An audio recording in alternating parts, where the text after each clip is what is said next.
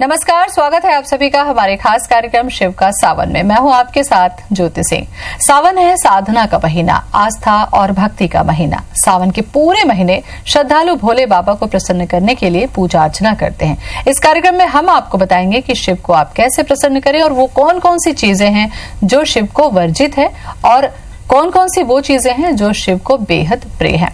तो चलिए शुरू करते हैं अपना कार्यक्रम शिव का सावन। ओम नमः शिवाय, ओम नमः शिवाय, हर हर भोले नमः शिवाय।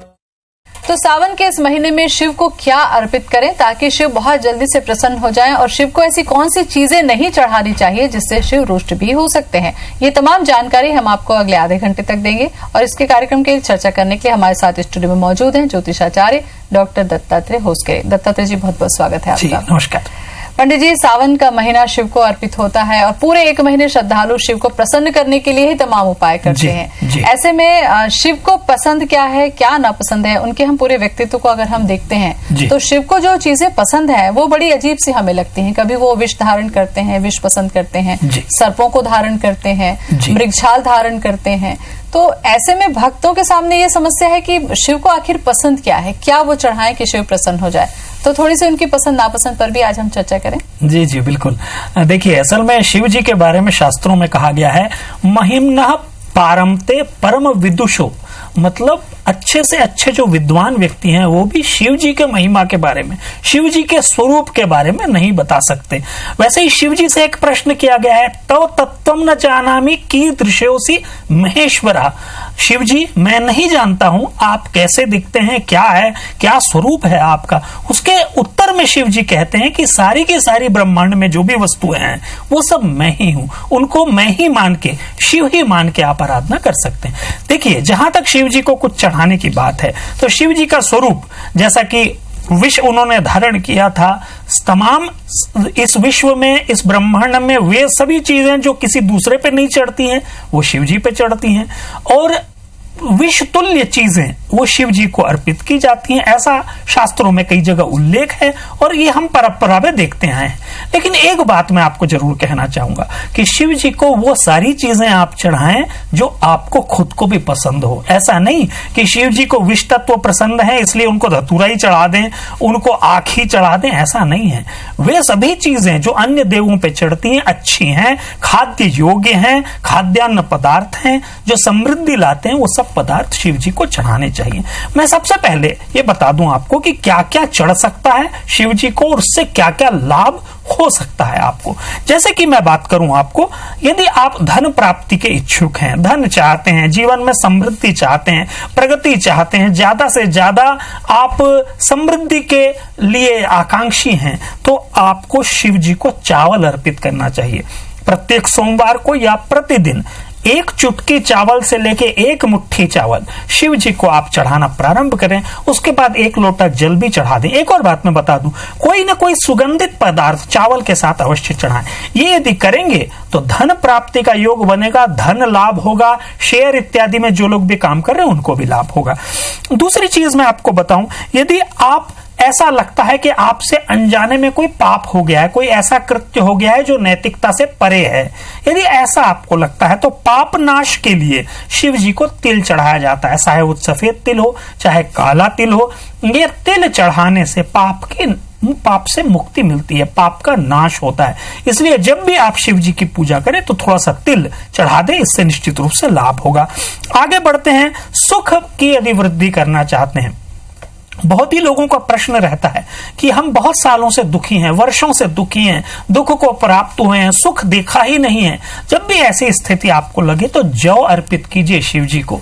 एक चुटकी भर जौ या एक मुट्ठी जौ शिव जी को चढ़ा के एक लोटा जल चढ़ा दीजिए। आप देखेंगे कि सुख में वृद्धि होगी, सुख संबंधी तत्व आपका साथ देना प्रारंभ कर देंगे। अब आगे मैं बताऊं आपको, बहुत से ऐसे लोग होते हैं जिनको संतान संबंधी दिक्कतें होती हैं। आजकल मेडिकल लाइन बहुत ज्यादा विकसित हो गई है, लेकिन उसके बावजूद ऐसा देखा गया है कि सारी के सारी चीजों के अच्छे होने के बावजूद भी संतान प्राप्ति में दिक्कत हो रही होती है। तो जब भी संतान संबंधी कोई दिक्कत हो तो शिव जी बहुत ही जल्दी प्रसन्न होते हैं और संतान लाभ देते हैं। क्या करना चाहिए आपको? गेहूं ले लें, और एक मुट्ठी गेहूं पति पत्नी दोनों अपने सीधे हाथ से एक मुट्ठी गेहूं जो है शिव जी को अर्पित करें सोमवार के दिन और रविवार के दिन। आप देखेंगे कि इससे आपको संतान प्राप्ति का रास्ता जो है प्रशस्त हो जाएगा। आगे बात करते हैं, यदि बहुत सारी समस्याएं घेरी हुई हैं, बहुत सारी समस्याओं से ग्रस्त हैं, एक दो तीन ऐसे गिराई नहीं जा सक रही हैं समस्याएं, तो आपको शिव जी को घी अर्पित करना चाहिए। यदि घी से आप शिव जी को लेपन करें प्रत्येक सोमवार को, निश्चित रूप से इससे लाभ होगा। अभी श्रावण मास है, श्रावण मास में प्रतिदिन इसका उपयोग करने से सारी की सारी समस्याएं जो हैं दूर हो जाती हैं। और ब्राह्मण को भोजन भी करवाना चाहिए इसके साथ साथ, इससे भी लाभ होता है। यदि बुद्धि तीव्र करना चाहते हैं, बहुत से माँ बाप चाहते हैं, माता पिता चाहते हैं कि उनके बच्चे कुशाग्र हों, बुद्धि उनकी बढ़े, विकसित हो, वो इंटेलिजेंट बने और जीवन में अच्छे से अच्छे लक्ष्य को प्राप्त करें। तो जब भी ऐसा चाहते हैं तो संतान को सामने रखकर यदि आप प्रतिदिन या प्रत्येक सोमवार को शिव जी को जो है शक्कर मिश्रित दूध यदि आप अर्पित करते हैं तो आप देखेंगे कि निश्चित रूप से इससे लाभ होगा और बच्चे की बुद्धि जो है वो तीव्र होगी और बच्चा कुशाग्र होगा। समृद्धि की प्राप्ति करना चाहते हैं, जीवन में अतुलित समृद्धि प्राप्त करना चाहते हैं, बहुत आगे बढ़ना चाहते हैं, बहुत सरल सा उपाय है। शिव जी को इत्र अर्पित करें, सुगंधित पदार्थ अर्पित करें, सुगंधित तैल अर्पित करें। ये सारी की सारी चीजें यदि अर्पित करते हैं, कुछ नहीं मिले तो कपूर अर्पित कर दें। ये यदि आप अर्पित करते हैं शिव जी को, अतुलित समृद्धि प्राप्त होती है। शिव जी को यदि आप प्रसन्न करके जीवन में सारे आनंद प्राप्त करना चाहते हैं, जीवन को आनंदित करना चाहते हैं, तो शिव जी को आपको गन्ने का रस अर्पित करना चाहिए प्रतिदिन या प्रत्येक सोमवार को। पूरे श्रावण मास भर यदि ये करना प्रारंभ करते हैं, निश्चित रूप से आपको लाभ होगा। भोग और मोक्ष की प्राप्ति के लिए शिवलिंग को पे गंगा जल चढ़ाने से लाभ होता है। भोग और मोक्ष दोनों की प्राप्ति होती है। बिल्कुल। तो पंडित जी, ये कुछ पदार्थ थे जो कि शिव को पसंद है और शिव को अगर आप अर्पित करते हैं तो आपकी अपनी जो इच्छाएं हैं वो भी पूर्ति होती हैं। थोड़ा सा पुष्प और नैवेद्य पर भी मैं चर्चा करना चाहूंगी। इसके अलावा, ये मनोकामना के अलावा भी जो शिव पूजा हम करते हैं, इसमें हम देखते हैं कि जो नैवेद्य है वो क्या होगा, क्योंकि जैसे अब गणेश की चर्चा करते हैं तो हमें पता है कि लड्डू या मोदक गणेश जी को पसंद है। ऐसे में शिव को क्या पसंद है, क्या नैवेद्य हम अर्पित करें? जी, ये बहुत अच्छा प्रश्न है। देखिए, मैं आपको एक बात बताऊं, शिव जी को वैसे तो लोग धतूरा अर्पित कर देते हैं, विभिन्न तरह की सब्जियां अर्पित कर देते हैं। आजकल विधान चल पड़ा है कि लोग अपनी समस्याओं के समाधान के लिए शिव जी को सब्जियों का भोग लगा देते हैं। मैं आपको बताऊं, जैसा कि मैंने कार्यक्रम के प्रारंभ में ही कहा कि शिव जी को वो सारे के सारे तत्व चढ़ाएं जो आपको बहुत अच्छे लगते हैं। तो शिव जी को वैसे चढ़ाने योग्य पदार्थ जो है वो मिठाई है, विभिन्न तरह की खीर, अच्छे से गौ दुग्ध से खीर बनाए, चावल और गौ दुग्ध मिलाकर, और निश्चित रूप से इसको अर्पित करें। घी की बनाई हुई मिठाइयां भी शिव जी को बहुत प्रिय होती हैं, तो शिव जी को ये भी आप अर्पित कर सकते हैं। देखिए, शिव जी स्वयं में समग्र हैं, यानी शिव जी की जब आप आराधना कर रहे हैं तो शक्ति की भी आराधना कर रहे हैं। विघ्न के नाश के लिए आप गणेश जी की भी आराधना कर रहे हैं। शिव जी की जब आप आराधना कर रहे हैं तो सर्प की भी आराधना कर रहे हैं। शिव जी की जब आप आराधना कर रहे हैं तो कार्तिकेय जी की भी आराधना कर रहे हैं। इसलिए शिव जी को समग्र पदार्थ चढ़ाएं, ऐसे पदार्थ जो आपको स्वयं को प्रिय हो। मिष्ठान्न है, खाद्य पदार्थ हैं, भोजन है, ये शिव जी को यदि आप पूरे श्रावण मास भर इनका भोग लगाएं, निश्चित रूप से लाभ होता है। बिल्कुल पंडित जी, ये तो तमाम वो चीजें थी जो शिव को प्रसन्न है, लेकिन कई बार अनजाने में, जैसा कि आपने कहा, कि हम वो चीजें भी अर्पित कर देते हैं अपने इष्ट को जो उन्हें पसंद नहीं होती। उसकी जानकारी भी हम देंगे अपने दर्शकों को। यहाँ रुकेंगे छोटे से ब्रेक के लिए। ब्रेक के बाद स्वागत है आप सभी का हमारे खास कार्यक्रम शिव का सावन में। तो चलिए अब जानते हैं शिव को क्या नहीं है प्रिय। पंडित जी, ये भी आप बताते, क्योंकि कई बार ये होता है कि हमें पता भी नहीं कि जो चीजें चढ़ानी है या नहीं चढ़ानी है, वो सारा कुछ हम चढ़ाकर अपने पूजा कर लेते हैं। तो ये जानकारी जरूरी है। जी, एक बात मैं आपको अवश्य बताना चाहूंगा, वो ये कि शिव जी को कभी भी केतकी का पुष्प न चढ़ाएं। केतकी का पुष्प न चढ़ाने के पीछे एक छोटी सी कथा है, उसका उल्लेख कर देता हूं मैं। असल में ब्रह्मा और विष्णु में दोनों को अपनी श्रेष्ठता को लेकर एक द्वंद्व हुआ था, एक विवाद हुआ था, जिसके पश्चात शिवलिंग का उद्भव हुआ था, जिसका था नहीं मालूम था कि कहां से उद्भव हुआ है और कहां पे विराम लगा हुआ है। तो शिव जी और ब्रह्मा जी ने दोनों ही मिथ्या वचन कह दिया था कि हमें मालूम है कि ये जो है शिव जी का, शिवलिंग का था किधर है और छोर किधर है। तो इसके जो गवाह के रूप में केतकी के पुष्प को चुना गया था, जिससे शिव जी कुपित हो गए थे और उन्होंने केतकी के पुष्प को श्राप भी दे दिया था। इसीलिए केतकी का पुष्प कभी भी शिव जी को अर्पित ना करें, इस बात का विशेष रूप से ध्यान रखें। आगे बढ़ते हैं। मैं आपको बताऊं कि नारियल सब देवों पे चढ़ता है, सभी जितने भी देव हैं सभी पे नारियल चढ़ाया जाता है, लेकिन नारियल का पानी कभी भी शिवलिंग पे नहीं चढ़ाया जाता। इस बात का विशेष ध्यान रखें। उसमें हल्का सा नमक भी होता है, सॉल्ट्स भी होते हैं। विशेष रूप से इस बात का ध्यान रखें कि कभी भी शिवलिंग के ऊपर नारियल का जल न चढ़ाया जाए। इसके पीछे बहुत सारे तर्क हैं। एक तर्क ये भी है कि क्योंकि विभिन्न देवों को नारियल स्वयं चढ़ा दिया जाता है, इसलिए नारियल का जल जो है वो शिव जी को नहीं चढ़ाया जाता। इसीलिए इस बात का विशेष ध्यान रखें कि नारियल का पानी जो है वो शिव जी को कभी ना चढ़ाएं। आगे बढ़ते हैं। एक और तत्व ऐसा होता है जो शिव जी को कभी नहीं चढ़ाया जाना चाहिए, वो है हल्दी। कभी भी पीले रंग के वस्त्र या हल्दी ये शिव जी को अर्पित न करें। इस को अर्पित करने से दुष्प्रभाव होता है, इसका दुष्प्रभाव बनता है। इसीलिए कोई भी पीला तत्व, पीला पुष्प, पीला वस्त्र, पीला किया हुआ चावल, ये जो है शिव जी को कदापि अर्पित न करें। इनको करने से निश्चित रूप से ऐसा देखा गया है कि हानि हो जाती है, नुकसान हो जाता है। आगे बढ़ते हैं। सिंदूर या कुमकुम, इसको कभी भी शिव जी को नहीं चढ़ाया जाना चाहिए। शास्त्रों में ऐसा उल्लेख है कि शुभ कार्यों में सिंदूर और कुमकुम दोनों का उपयोग किया जाता है, लेकिन जहां तक शिव जी की बात है, यदि शुभता को प्राप्त करना चाहते हैं तो कुमकुम और सिंदूर दोनों ही शिव जी को कभी न चढ़ाएं। इस बात का विशेष रूप से ध्यान रखें। आगे बढ़ते हैं। लाल पुष्पों की बात करते हैं। लाल पुष्प यदि कनेर है तो चढ़ जाएगा, यदि आंख है तो चढ़ जाएगा, लाल और सफेद। लेकिन यदि अन्य कोई भी पुष्प है तो वो शिव जी को कदापि न चढ़ाएं। कोई भी लाल रंग का पुष्प शिव जी को चढ़ाने से अशुभ होता है, शुभता की प्राप्ति नहीं होती है। इस बात का विशेष रूप से ध्यान रखना चाहिए। और जैसा कि मैंने आपको पहले ही कहा कि लाल कलर की सिंदूर और कुमकुम न चढ़ाएं, उसी तरह से लाल रंग का वस्त्र, लाल गमछा, लाल कोई भी कपड़ा शिव जी को न चढ़ाएं, इससे हानि होती है।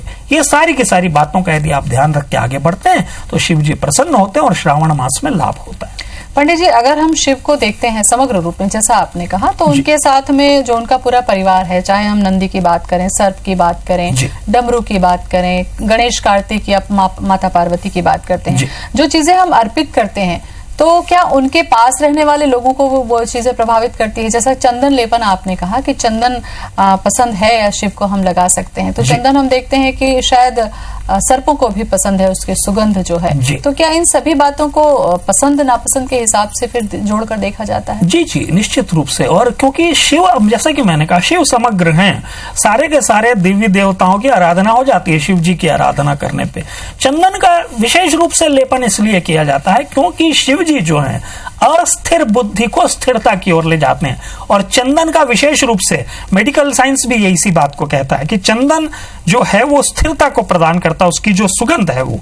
तो निश्चित रूप से शिव जी को जब भी चंदन अर्पित करें तो स्थिरता की प्राप्ति होती है। एक और बात मैं आपको बता दूं कि जो भी आप अर्पित कर रहे हैं, क्योंकि सारे के सारे देवी देवताओं को, विशेष रूप से शक्ति रूपा मां पार्वती को, विघ्न नाशक करने वाले गणेश जी को, कार्तिकेय भगवान को जो कि तंत्रों के देव हैं माने जाते हैं, और सर्प जो कि जिससे इनसे हम डरते हैं, विष जो भी अनिष्ट कारक तत्व होते हैं, वो सर्प उसका प्रतिनिधित्व करते हैं। तो ये सारी की सारी चीजों का ध्यान रखते हुए शिव जी को विभिन्न तत्वों का अर्पण करने का प्रावधान है। जब इनका करते हैं अर्पण तो ये सारे के सारे तत्व जो हैं प्रसन्न हो जाते हैं और इसका फिर लाभ मनुष्य को मिलता है। बिल्कुल। पंडित जी, एक चीज और पूजा के साथ ही जुड़ी हुई है, परिक्रमा का बड़ा महत्व होता है। हर देवी देवता या वृक्ष, तमाम जो पूजा होती है उसमें परिक्रमा का बहुत महत्व है। लेकिन कहा जाता है कि जहां तक मुझे पता है कि शिव की परिक्रमा कभी पूरी नहीं करनी चाहिए। क्या ये सच है? और सच है तो इसके पीछे क्या तर्क है? जी जी, असल में क्या होता है कि जब हम शिवलिंग की को जल अर्पित करते हैं तो बगल से ही जल धारा निकाली जाती है। तो ऐसा प्रावधान है कि शास्त्रों में भी ऐसा कहा गया है कि उस जल को लांघा नहीं जाना चाहिए, इसलिए शिव जी की परिक्रमा नहीं कर सकते। यदि कोई दूसरा ऐसा कोई रास्ता निकल जाए कि शिव जी को चढ़ाया हुआ जल कहीं और से निकल रहा हो तो परिक्रमा की जा सकती है। एक और बात मैं आपको बता दूं कि शिव जी के पृष्ठ भाग में पीछे की ओर जाने का प्रावधान भी नहीं है शास्त्रों में, इसीलिए विशेष रूप से यह कहा गया है कि शिव जी की परिक्रमा को पूरा नहीं किया जाना चाहिए। लेकिन यदि कहीं जल चढ़ा न हो, शिवलिंग के ऊपर जल चढ़ाना हो, जल स्रोत सूखे हुए हो, उस समय यदि आप शिव जी की परिक्रमा करना चाहें तो कर सकते हैं। बिल्कुल। और चूंकि ये पूरा महीना शिव को ही समर्पित है पंडित जी, पसंद नापसंद की हम चर्चा कर रहे हैं, कौन सा ऐसा मंत्र है जिसका उच्चारण शिव को बहुत पसंद है, क्या विधि है और कितनी संख्या में जातकों को करना चाहिए, श्रद्धालुओं को करना चाहिए? जी जी, देखिए शिव जी की आराधना, जैसा कि मैं बार बार कह रहा हूं कि समग्र की आराधना है, तो बहुत अच्छा रहेगा यदि आप जो शिव जी के मंत्रों का विशेष उच्चारण करें। वैसे तो मैं आपको बताऊं कि सारे के सारे परिवारों को जो एक साथ रहते हैं या सब पुत्र पत्नी पुत्री सब एक साथ रह रहे हैं किसी घर में, इधर उधर अगल बगल में या कहीं नौकरी इत्यादि के लिए नहीं गए हुए हैं, तो आप घर में रुद्राभिषेक अवश्य कराइए। रुद्र मन्यव उतोत ईशवे नमः बाहुभ्याम उतते नमः, ये मंत्रों का उच्चारण करके शिव जी का अभिषेक करने से लाभ होता है। लेकिन मंत्रों की जहां तक बात है, ह्रीम श्रीम शिवाय नमः, ह्रीम श्रीम, ये आज का मंत्र है, विशेष रूप से आप नोट कर लें। अभी जितने भी दिन बचे हैं श्रावण मास में, इसका उच्चारण करके शिव जी को जल अर्पित करें, लाभ होगा। ह्रीम श्रीम शिवाय नमः, ह्रीम श्रीम, इस मंत्र का यदि आप उच्चारण करना प्रारंभ करते हैं, निश्चित रूप से स्थिर लक्ष्मी की प्राप्ति होती है, समस्त विघ्नों का नाश होता है, जीवन में स्थिरता की प्राप्ति होती है, मोक्ष का मार्ग प्रशस्त होता है, जीवन में आनंद और मंगल आता है। ये मंत्र का जाप करके अवश्य देखें। बिल्कुल। दीप प्रज्वलन की भी परंपरा है पंडित जी हमारे यहाँ, जैसे कि हम दूसरे देवों को भी हम अलग अलग तरीके से दीप प्रज्वलित करते हैं, क्या कुछ खास तेल या घी से हम दीप प्रज्वलित करें या दीपक की भी कुछ संख्या होनी चाहिए, इसके बारे में भी थोड़ा सा बताएं। क्योंकि शिव जी जो हैं स्वयं में अष्टमूर्ति हैं, ऐसा शास्त्रों में कहा गया है। वास्तु का जब भी शांति की बात होती है तो अष्टमूर्तियों का उल्लेख होता है, जो कि 8 दिशाओं के हैं, और उसके बाद पाताल और उर्दू दिशा, इसके भी स्वामी शिव हैं। तो इसलिए 8 मुख के दीपक शिव जी को अर्पित करें, वो भी यदि घी का हो तो बहुत बढ़िया, अन्यथा किसी भी तेल का आप जला सकते हैं। घी का यदि दीपक हो, वो भी 8 मुखी दीपक हो, शिव जी को अर्पित किया जाए, अष्टमुखी शिव जो हैं वो प्रसन्न हो जाएंगे और निश्चित रूप से इसका लाभ आपको मिलेगा। बिल्कुल।